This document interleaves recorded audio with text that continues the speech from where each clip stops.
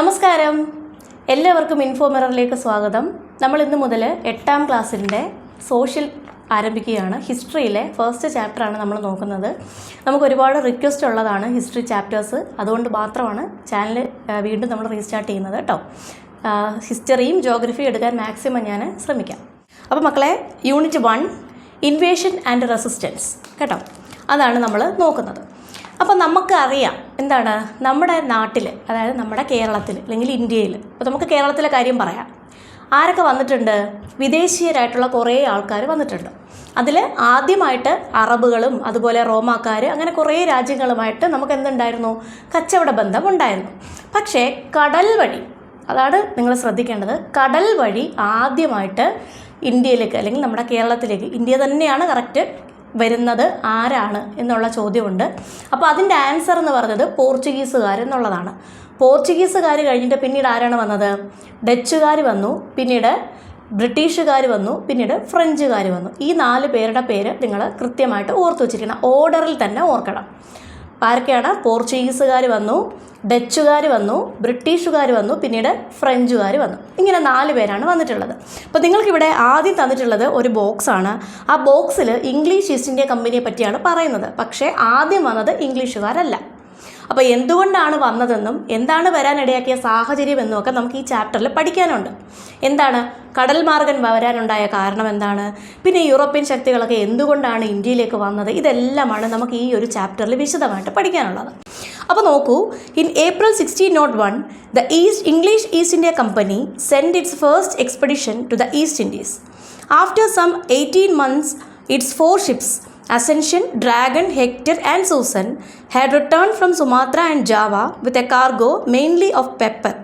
The success of this venture led to a second expedition by the same ships which left London in March 1604.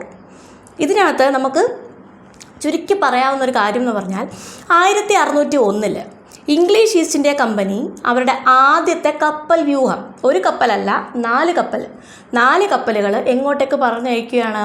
East ഇൻഡീസിലേക്ക് പറഞ്ഞു വിടുകയാണ്. ഏതൊക്കെയാണ് കപ്പലുകൾ എന്നുള്ളത് പഠിക്കണം. Ascension ഉണ്ട്, ഡ്രാഗൺ ഉണ്ട്, ഹെക്ടർ ഉണ്ട്, സൂസൻ ഉണ്ട്. ഇങ്ങനെയുള്ള 4 കപ്പലുകൾ എന്തിനാണ് പറഞ്ഞു വിടുന്നത്? സുഗന്ധവ്യഞ്ജനങ്ങൾ, എസ്പെഷ്യലി പെപ്പർ, കുരുമുളകാണ് പ്രധാനമായിട്ട് അവർക്ക് വേണ്ടത്. അതിന് വേണ്ടിയിട്ട് ആ ചരക്കുകൾ എടുക്കാനായിട്ടാണ് പറഞ്ഞു വിടുന്നത്. അവരെങ്ങോട്ട് വരുന്നു? ഇന്തോനേഷ്യയിലെ സുമാത്രയിലും ജാവയിലും ഒക്കെ വന്നിട്ട് ഈ കുരുമുളകൊക്കെ നിറച്ചുകൊണ്ട് അവരെങ്ങോട്ടേക്ക് തിരിച്ച് ലണ്ടനിലേക്ക് തന്നെ മടങ്ങി പോകുന്നു. The success of this venture led to a second expedition. അപ്പോൾ ആദ്യത്തെ 1601 അപ്പോൾ വന്നു പോയി. അപ്പോഴെന്താണ്, വളരെ സക്സസ് ആകുമ്പോൾ എന്ത് ചിന്തിക്കും? വീണ്ടും ഒന്നും കൂടി വരാം എന്നുള്ള ചിന്ത വരും. അപ്പോൾ അവരെന്ത് ചെയ്തു? വീണ്ടും 1604 വീണ്ടും എങ്ങോട്ട് വരുന്നു? ഈസ്റ്റ് ഇൻഡീസിലേക്ക് വരുന്നു.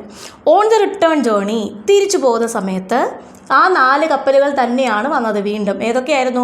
Ascension, Hector, Dragon and Susan. തിരിച്ചു പോകുന്ന വഴിക്ക് Hector and Susan set off first പോയത് ഹെക്ടറും സൂസനുമാണ്. But Susan was lost at sea and Hector was rescued by Ascension and Dragon with most of the crew dead. തിരിച്ചു പോകുന്ന വഴിക്ക് കടലിൽ വെച്ച് ഏതൊക്കെ ഷിപ്സ് തകരുന്നു? ഹെക്ടറും സൂസനും തകരും. ഇതിൽ സൂസൻ പൂർണ്ണമായും തകരും. ഹെക്ടർ തകർന്ന് ആ നാവികരൊക്കെ കടലിൽ ഇങ്ങനെ ഉഴറി നടക്കുന്ന ഒരവസ്ഥയായിരുന്നു. കുറേ പേര് മരിച്ചിട്ടുണ്ട്, കുറച്ച് പേര് രക്ഷപ്പെട്ടവർ. അവരെ ആരാണ് രക്ഷിച്ചത്? തൊട്ട് പിറകെ വന്ന അസെൻഷനും ഡ്രാഗണുമാണ് രക്ഷിച്ചത്. വിത്ത് most of the crew dead. കണ്ട, മോസ്റ്റ് ഓഫ് ദ ക്രൂ മരിച്ചു പോയിരുന്നു.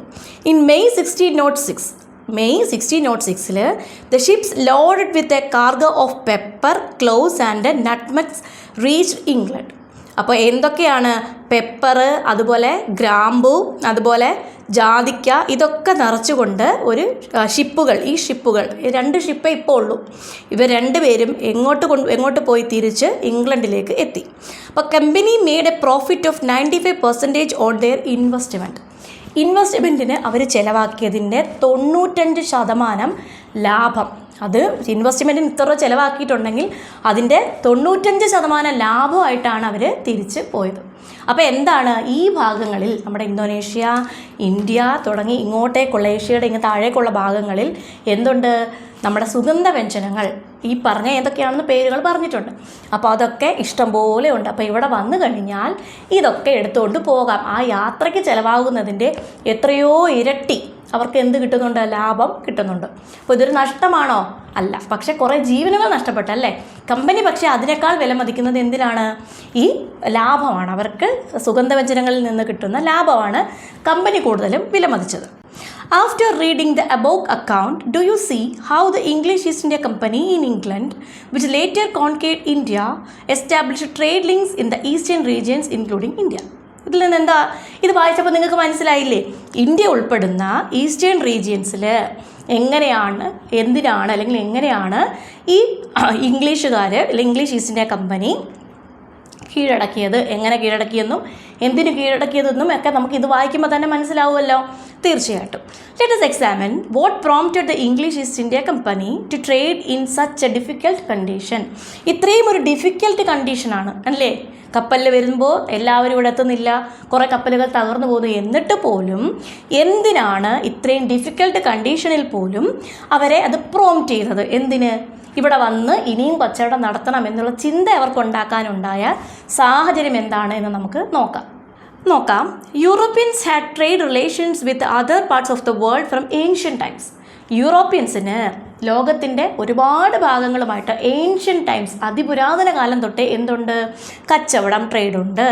Asia was also included in this. ഇതിനകത്ത് എന്തുമുണ്ട്? യൂറോപ്പും ഏഷ്യയും നിങ്ങൾ കണ്ടിട്ടില്ലേ? അപ്പം നോക്കൂ, ഇതാണ് യൂറോപ്പ്, ഈ കാണുന്നതാണ് ഏഷ്യ. ഇത് രണ്ടും തമ്മിൽ ചേർന്ന് കിടക്കുന്ന സ്ഥലമാണ്. പിന്നെ എന്തുകൊണ്ടാണ് നമ്മൾ രണ്ട് കോണ്ടിനെൻ്റ് ആയിട്ട് പറയുന്നത്? സാംസ്കാരിക വൈവിധ്യമൊക്കെ ഉള്ളത് കൊണ്ടാണ് നമ്മൾ കോണ്ടിനെൻ്റ് രണ്ടാക്കി പറയുന്നത് കേട്ടോ. ശരിക്കും യുറേഷ്യ എന്നുള്ള രീതി വേണമെങ്കിൽ നമുക്ക് പറയാം രണ്ടിനെയും കൂടെ. അപ്പോൾ യൂറോപ്പും ഏഷ്യയും അടുത്തടുത്ത് കിടക്കുന്ന കോണ്ടിനെൻറ്റ്സ് ആണ്. ഇവർ തമ്മിൽ എന്തുണ്ടായിരുന്നു? നേരത്തെ തന്നെ കച്ചവട ബന്ധം ഉണ്ടായിരുന്നു. These connections led to the discovery of an eastward sea route from Europe by the end of the 15th century. അപ്പോൾ ഇനി നിങ്ങൾ പറയുന്നത് ശ്രദ്ധിച്ച് കേൾക്കണം. എന്താണെന്ന് വെച്ച് കഴിഞ്ഞാൽ ഈ ഒരു കണക്ഷൻ കൊണ്ടാണ് ഈസ്റ്റ്വേർഡ് സീ റൂട്ട്, ഒരു ഈസ്റ്റ്വേർഡ് സീ റൂട്ട് അവർക്ക് എടുക്കേണ്ടി വന്നു. കാര്യം പണ്ടേ എന്തുണ്ട്? ഏഷ്യയും യൂറോപ്യയും തമ്മിൽ കച്ചവടമുണ്ട്. അപ്പോൾ പുതിയ ഒരു സീ റൂട്ട് എടുക്കേണ്ടി വന്നു. അപ്പം മനസ്സിലാക്കേണ്ട കാര്യം, നേരത്തെ എങ്ങനെ ആയിരിക്കാം ഇവർ തമ്മിൽ പോയിട്ടുള്ളത്? ഞാൻ കാണിച്ചു തന്നിരുന്നു, കണക്റ്റഡ് ആണ്, ലാൻഡുകൾ തമ്മിൽ കണക്റ്റഡ് ആണ്. അപ്പോൾ കരമാർഗം, ലാൻഡ് വഴി, ബൈ ലാൻഡാണ് ട്രേഡ് നടത്തിയിരുന്നത്. അപ്പോൾ ഇപ്പോൾ സീ റൂട്ട് എടുക്കാനുണ്ടായ സാഹചര്യം, അപ്പോൾ ലാൻഡ് വഴിയുള്ള ട്രേഡിന് എന്തോ ഒരു പ്രശ്നം പറ്റിയിട്ടുണ്ടാകാം. അതുകൊണ്ടായിരിക്കാം കൂടുതലും അവർ ഇങ്ങോട്ട് വരാനായിട്ട്, അതായത് കടൽ മാർഗം സ്വീകരിക്കാനുണ്ടായ ഒരു സാഹചര്യം. അത് ഏത് കാലഘട്ടത്തിലാണ്? 15th സെഞ്ച്വറിയിലാണ്. The main reasons for this are as follows. അപ്പം കുറേ കാരണങ്ങളുണ്ട്, ഒരുപാട് കാരണങ്ങളുണ്ട്. അതെന്തൊക്കെയാണെന്നുള്ളത് ഇവിടെ പറയുന്നു.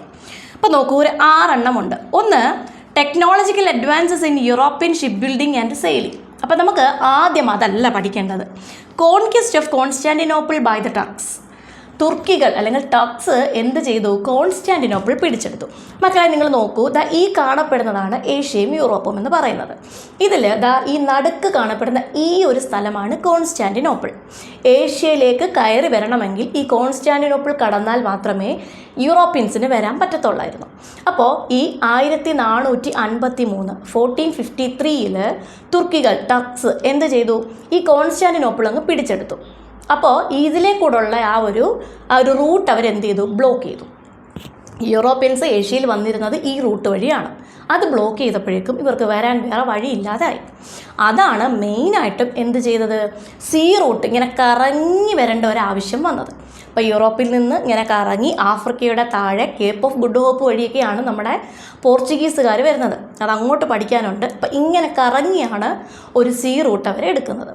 കാര്യം എന്താ? ഇത്രയും കറങ്ങി വരണമെങ്കിൽ അവർ ഇത്രയും കറങ്ങി വന്നിട്ട് പോലും അവർ ചിലവാക്കിയ തുകയുടെ 95% ലാഭം അവർ എടുത്തിട്ടുണ്ടായിരുന്നല്ലേ. അപ്പോൾ 95% ലാഭം എന്ന് പറയുമ്പോൾ അവർക്ക് എന്താണ്?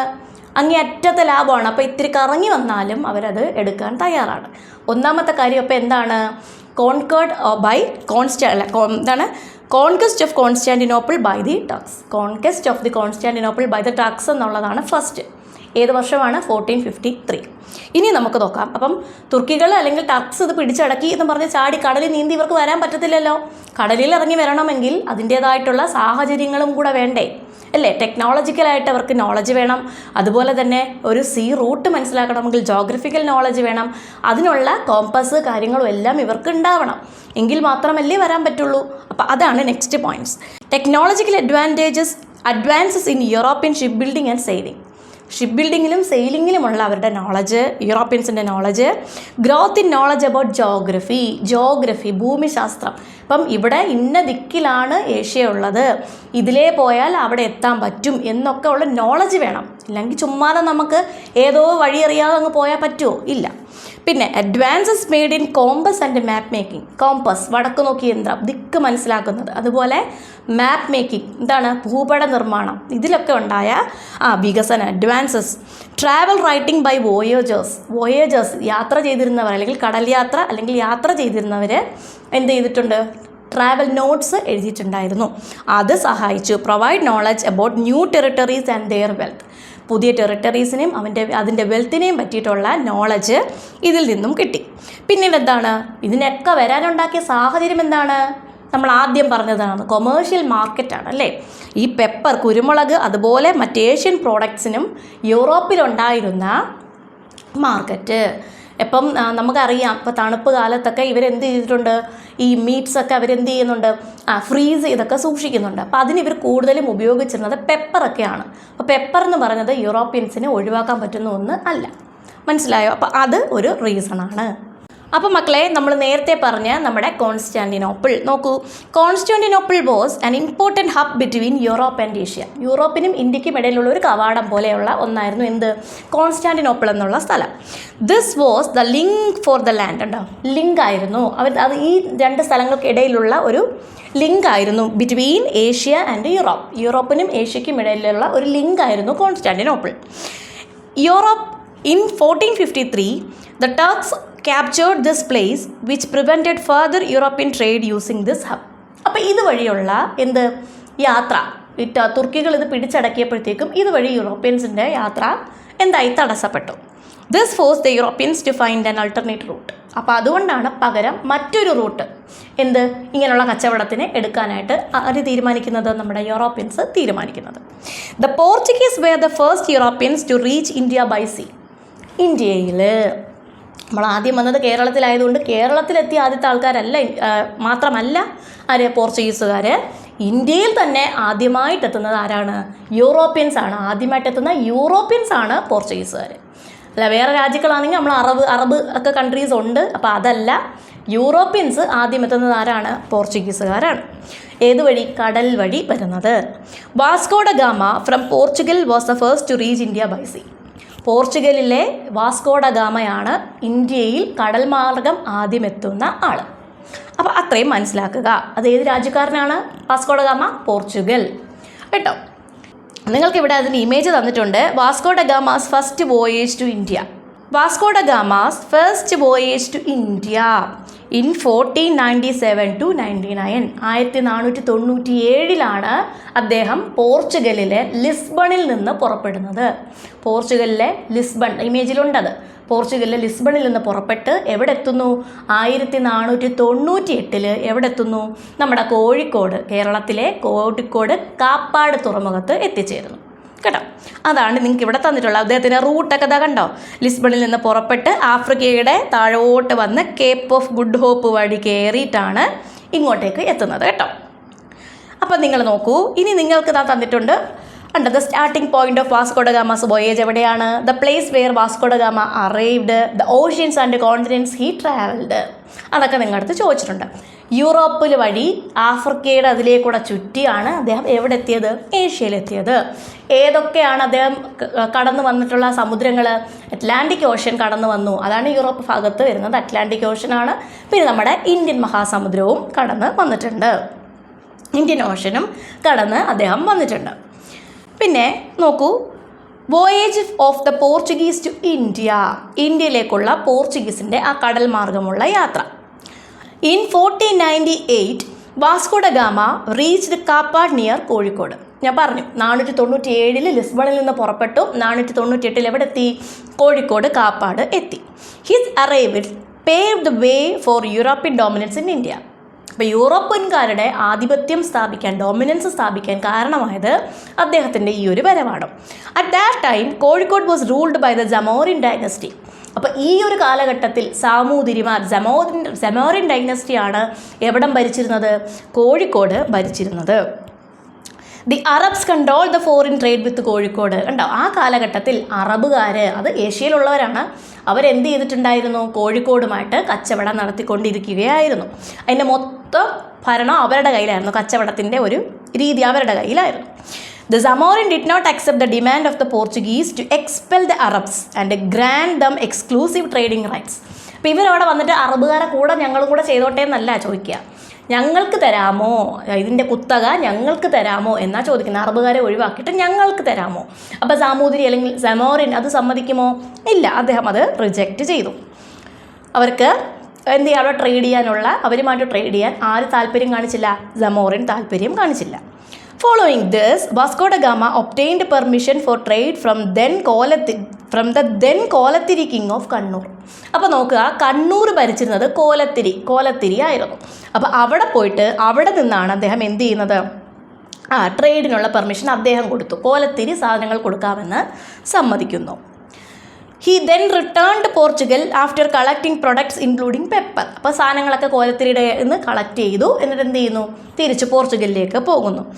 എന്തൊക്കെയാണ് മെയിനായിട്ട്? നമ്മുടെ പെപ്പർ മാത്രമല്ല, മറ്റ് സുഗന്ധവ്യഞ്ജനങ്ങളും ഉണ്ട്.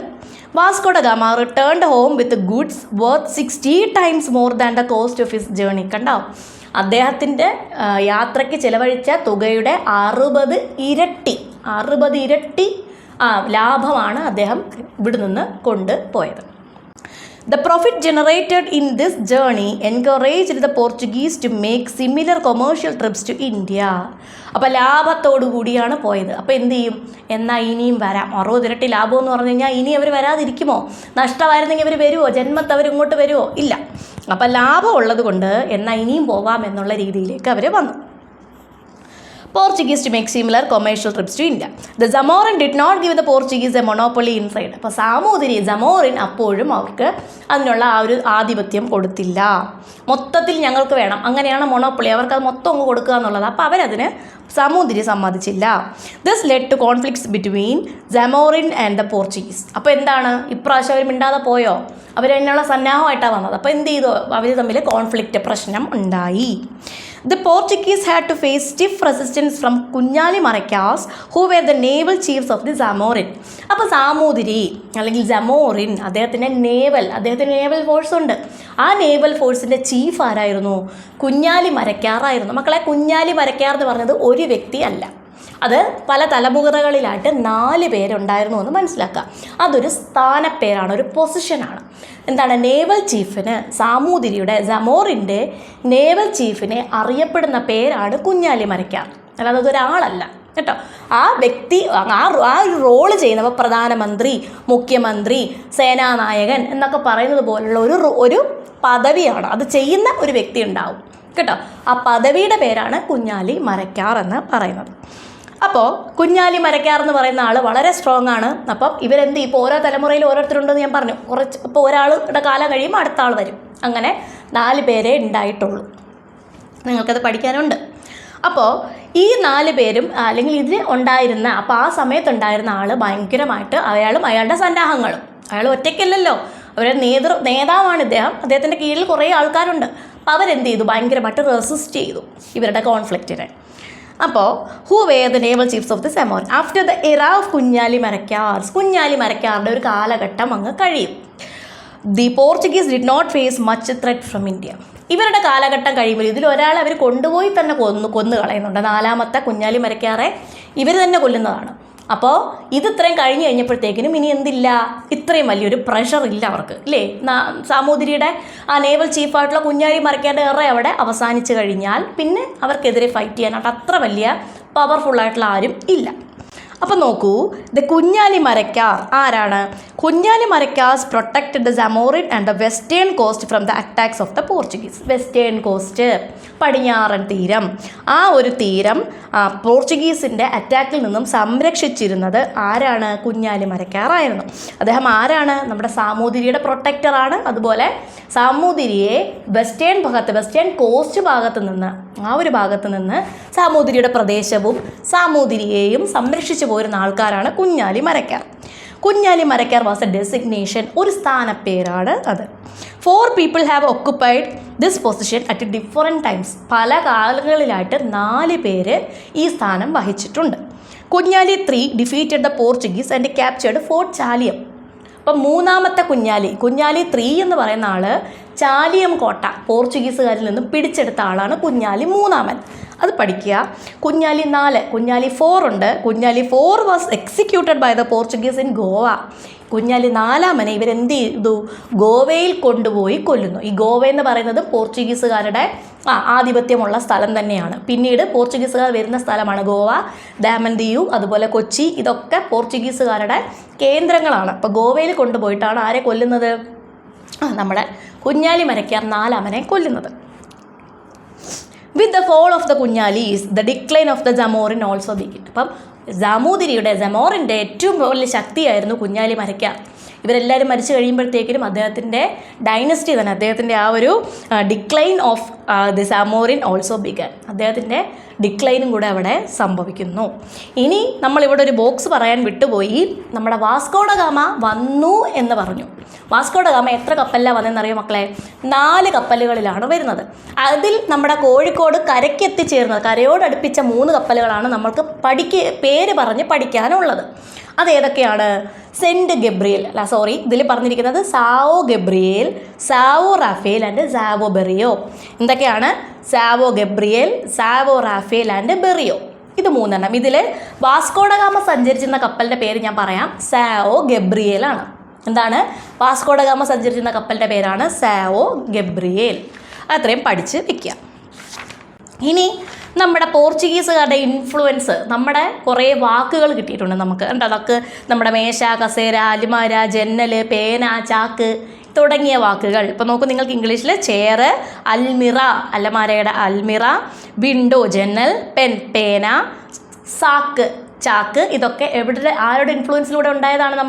നമ്മുടെ പോർച്ചുഗീസുകാരുടെ ഇൻഫ്ലുവൻസ് വഴി ഉണ്ടായ വാക്കുകളാണ്. The contact between India and the Portuguese resulted in Malayalam receiving these words from the Portuguese language. അപ്പോൾ ഈ വേർഡ്സിൻ്റെയൊക്കെ മലയാളമൊക്കെ നമുക്ക് ആരിൽ നിന്നാണ് കിട്ടിയത്? പോർച്ചുഗീസുകാരിൽ നിന്നാണ് കിട്ടിയത്. ഇനി കാഷ്യൂ ട്രീ, നമ്മൾ എന്ത് പേരിട്ടാണ് വിളിക്കുന്നത്? കശുവണ്ടി മരം എന്ന് പറയും അല്ലേ? അതിനെ പറങ്കി മരം എന്നും വിളിക്കും. അതിന് കാരണം എന്താ? ഈ പോർച്ചുഗീസുകാരെയാണ് നമ്മൾ എന്ത് പേരിട്ട് വിളിച്ചിട്ടുള്ളത്? പറങ്കികൾ എന്ന് വിളിച്ചിട്ടുള്ളത്. അപ്പം അവർ കൊണ്ടുവന്ന മരമായതുകൊണ്ടാണ് അതിനെ എന്തെന്ന് വിളിച്ചത്? നമ്മൾ പറങ്കി മരം എന്ന് വിളിച്ചത്. അപ്പോൾ മനസ്സിലാക്കുക, കാഷ്യൂ നട്ട് ട്രീ പറങ്കി മരം എന്ന് പേര് വരാൻ കാര്യം പോർച്ചുഗീസുകാരെ പറങ്കികൾ എന്ന് വിളിച്ചത് കൊണ്ടാണ്. അപ്പോൾ അത് ഇവിടെ ഇൻട്രൊഡ്യൂസ് ചെയ്തത് ആരാണ്? പോർച്ചുഗീസുകാരാണ്. പപ്പായ അത് ഇൻട്രൊഡ്യൂസ് ചെയ്തത് ആരാണ്? പോർച്ചുഗീസുകാരാണ്. ഗ്വാവ, നമ്മുടെ പേരയ്ക്ക ഇൻട്രൊഡ്യൂസ് ചെയ്തത് അവരാണ്. അതുപോലെ പൈനാപ്പിൾ ഇൻട്രൊഡ്യൂസ് ചെയ്തതും ആരാണ്? പോർച്ചുഗീസുകാർ. അപ്പം 4 പറഞ്ഞു. ഒന്നുകൂടെ പറഞ്ഞേ ഏതൊക്കെയാണ്? നമ്മുടെ കാഷ്യൂ ട്രീ, പിന്നെ പപ്പായ, പിന്നെ പൈനാപ്പിൾ, ഗ്വാവ. ഇത് ഇത്രയും കൊണ്ടുവന്നത് അവരാണ്. ഇനി the first European fort in India, fort Manuel was established in Kochi. അപ്പോൾ ഇവരെ നിങ്ങൾ മനസ്സിലാക്കേണ്ട ഒരു കാര്യം, ഈ പോർച്ചുഗീസുകാരെ ഇങ്ങോട്ട് അയച്ച രാജാവിൻ്റെ പേരാണ് മാനുവൽ രാജാവ്. അപ്പോൾ അവരിവിടെ വന്നപ്പോൾ കൊച്ചിയിൽ ആദ്യമായിട്ട് ഒരു യൂറോപ്യൻ കോട്ട ഉണ്ടാക്കി. അപ്പോൾ നമ്മുടെ കൊച്ചിയിൽ ഉണ്ടാക്കിയ ആദ്യത്തെ, കേരളത്തിലെ ആദ്യത്തെ അല്ലെങ്കിൽ യൂറോപ്യൻ ഫോർട്ട് ഇൻ ഇന്ത്യ എന്ന് ചോദിച്ചാലും ഏത് തന്നെയാണ്? ഫോർട്ട് മാനുവൽ ആണ് കേട്ടോ. Fort Manuel, first European fort in India. ഏതാണ്? Fort Manuel. അത് എവിടെയായിരുന്നു? കൊച്ചിയിൽ. The regions of Kochi, Goa and Daman Diu came under the rule of Portuguese. ഞാൻ പറഞ്ഞു, ഓർത്ത് വയ്ക്കുക, പോർച്ചുഗീസിൽ പ്രധാനമായിട്ടും 3 കൊച്ചി, പിന്നെ ഗോവ, ഡാമൻ ദിയു. ഇത് 3 ആരുടെ കീഴിൽ വന്നതാണ്? പോർച്ചുഗീസിൻ്റെ അണ്ടറിൽ വന്നതാണ്. അവരുടെ ആധിപത്യമുണ്ടായ സ്ഥലങ്ങളാണ്. ഇനി പ്രിൻറ്റിംഗ് ടെക്നോളജി, ഇമ്പോർട്ടൻ്റ് ആയിട്ടുള്ള ക്വസ്റ്റ്യനാണ്. പ്രിൻറ്റിംഗ് ടെക്നോളജി ഇൻട്രൊഡ്യൂസ് ചെയ്തത് ആരാണ്? പോർച്ചുഗീസുകാരാണ്. പ്രിൻറ്റിംഗ് ടെക്നോളജി നമ്മുടെ നാട്ടിൽ പോപ്പുലറൈസ് ചെയ്തതാണ്, അല്ലെങ്കിൽ ഇൻട്രൊഡ്യൂസ് ചെയ്തത് വേറെ രാജ്യക്കാരാണ്. പ്രിൻറ്റിംഗ് കൊണ്ടുവന്നത് എനിക്ക് തോന്നുന്നു ചൈനക്കാരാണ്. അപ്പോൾ പ്രിൻറ്റിംഗ് ടെക്നോളജി നമ്മുടെ നാട്ടിൽ ഇൻട്രൊഡ്യൂസ് ചെയ്ത് അത് പോപ്പുലറൈസ് ചെയ്തത് ആരാണ്? പോർച്ചുഗീസുകാരാണ്. ആർട്ട് ഫോംസ്, ഇനി അവരുടെ ആർട്ട് ഫോംസ് സച്ചസ് ചവിട്ട് നാടകം ആൻഡ് മാർഗംകളി, ഇമ്പോർട്ടൻ്റ് ആണ്. ചവിട്ട് നാടകവും മാർഗംകളിയും കൊണ്ടുവന്നത് ആര് തന്നെയാണ്? പോർച്ചുഗീസുകാരാണ്. ഇനി European style of construction was started, Gothic construction style എന്ന് പറയും. യൂറോപ്യൻ കൺസ്ട്രക്ഷൻ സ്റ്റൈൽ സ്റ്റാർട്ട് ചെയ്തതും ആര് തന്നെയാണ്? പോർച്ചുഗീസുകാരാണ്. പിന്നെ training was given in war tactics and European weapons, നമുക്ക് യുദ്ധതന്ത്രങ്ങളൊക്കെ നമ്മളെ പഠിപ്പിച്ചതും അതുപോലെ യൂറോപ്യൻ വെപ്പൺസ് ഒക്കെ നമ്മളെ പഠിപ്പിച്ചതും ആര് തന്നെയാണ്? പോർച്ചുഗീസുകാരാണ്. Christian religious education centres were started, ഇനി ക്രിസ്ത്യൻ റിലീജിയസ്, നമുക്കറിയാമല്ലോ മതപരമായിട്ടുള്ള ക്ലാസ്സുകളൊക്കെ ഇല്ലേ, അതുപോലത്തെ religious centres, Christian religious centres start ചെയ്തതും ആര് തന്നെയാണ്? ഈ പോർച്ചുഗീസുകാരാണ്. Find out and list the impact of Portuguese contact in India in different areas. Okay, political ഫീൽഡിലായിട്ട് നമ്മൾ എന്ത് പറഞ്ഞു? ഫസ്റ്റ് യൂറോപ്യൻ ഫോർട്ട് തുടങ്ങി, അതുപോലെ തന്നെ എന്താണ് റീജിയൻസ് ഓഫ് കൊച്ചി, ഗോവ, ദാമൻ, ദിയു, ഇവിടൊക്കെ അവരുടെ എന്തുണ്ടായിട്ടുണ്ട്? Under the rule of the Portuguese ആണ്. ഇനി അഗ്രികൾച്ചർ സെക്ടറിൽ നമുക്ക് എന്ത് പറയാം? നമ്മൾ 4 എണ്ണത്തിൻ്റെ പേര് പറഞ്ഞു. കാഷ്യൂ നട്ട്, പപ്പായ, ഗോവ, അതുപോലെ പൈനാപ്പിൾ, ഇതെല്ലാം നമ്മൾ പറഞ്ഞു. ഇനി നോളജ് സെക്ടറിൽ പ്രിൻറ്റിങ്ങിൻ്റെ കാര്യം പറഞ്ഞു, പ്രിൻറ്റിംഗ് ടെക്നോളജി പോപ്പുലറൈസ് ചെയ്ത കാര്യം. പിന്നെ നോളജ് തന്നെയാണ്, നമുക്ക് വാർ ടാക്ടിക്സ് വേണമെങ്കിൽ നമുക്ക് നോളജിൻ്റെ കൂട്ടത്തിൽ പറയാം. Training was given in war tactics and European style. ഇനി കൾച്ചറൽ സെക്ടറിലാണെങ്കിൽ നമ്മൾ എന്ത് പറയും? നമ്മുടെ ആർട്ട് ഫോംസ് ഒക്കെ നമുക്ക് അവിടെ പറയാം അല്ലേ? ഏതാണ്? മാർഗംകളിയും അതുപോലെ തന്നെ നമ്മുടെ ചവിട്ടുനാടകവും. പിന്നെ ക്രിസ്ത്യൻ റിലീജിയസ് എഡ്യൂക്കേഷൻ, അത് നോളജ് ഫാക്ടറിലും വേണമെങ്കിൽ പറയാം, കൾച്ചറൽ സെക്ടറിലും പറയാം. അത്രയും ആയപ്പോൾ നമ്മുടെ പോർച്ചുഗീസുകാരവിടെ അവസാനിച്ചു. അപ്പോൾ മക്കളെ, ഞാൻ ഈ ഒരു വീഡിയോയിൽ പോർച്ചുഗീസുകാരുടെ കാര്യം മാത്രമാണ് ഇൻക്ലൂഡ് ചെയ്തിട്ടുള്ളത്. വേണമെങ്കിൽ ഇതിൻ്റെ കൂട്ടത്തിൽ തന്നെ ഡച്ചും ഫ്രഞ്ചും നമുക്ക് ആഡ് ചെയ്യാവുന്നതേ ഉള്ളൂ, കുറച്ച് ലെങ്തും കൂടെ ആവുന്നേ ഉള്ളൂ. കൺഫ്യൂഷൻ ആവണ്ട എന്നുള്ളത് കൊണ്ടാണ് ആ ഒരു ഏരിയ ഞാനൊന്ന് വെയിറ്റ് ചെയ്യിക്കുന്നത്. അടുത്തൊരു വീഡിയോ ആയിട്ട് അത് ഞാൻ ഇടാം. അപ്പോൾ ഇത് ഇത്രയും നിറഞ്ഞ കൂടുതൽ ഡീറ്റെയിൽസ് ആയിട്ട് ഞാൻ പറഞ്ഞിട്ടുണ്ടെന്നാണ് എൻ്റെ വിശ്വാസം. അപ്പോൾ മക്കളെ, ഞാൻ ഇംഗ്ലീഷ് ക്ലാസ്സുകളും ഇട്ടിട്ടുണ്ട്. നിങ്ങൾക്ക് ഞങ്ങളുടെ വീഡിയോ ഇഷ്ടപ്പെട്ടിട്ടുണ്ടെന്നുണ്ടെങ്കിൽ ഒന്ന് ചാനൽ സബ്സ്ക്രൈബ് ചെയ്യുക, അതുപോലെ തന്നെ കൂട്ടുകാർക്കൊന്ന് ഷെയർ ചെയ്ത് കൊടുക്കുക. വീഡിയോ ഇഷ്ടപ്പെട്ടാൽ മറക്കരുത്, ഉറപ്പായിട്ടും ലൈക്ക് ചെയ്യണം. താഴെ നിങ്ങളുടെ കമൻറ്റ് ഞാൻ പ്രതീക്ഷിക്കുന്നു, ഞാൻ എല്ലാത്തിനും റിപ്ലൈ ചെയ്ത് തരുന്നതായിരിക്കും. എനിക്കൊന്ന് ബ്രേക്ക് എടുക്കേണ്ടി വന്നു ഇടയ്ക്ക്, അതിൻ്റെ കാര്യകാരണങ്ങളൊക്കെ ഞാൻ നിങ്ങൾക്ക് പറയുന്നതായിരിക്കും. അപ്പോൾ മക്കളെ, ഇത്രയേ ഉള്ളൂ. നല്ല മിടുക്കരായിട്ട് പഠിക്കുക. All the best.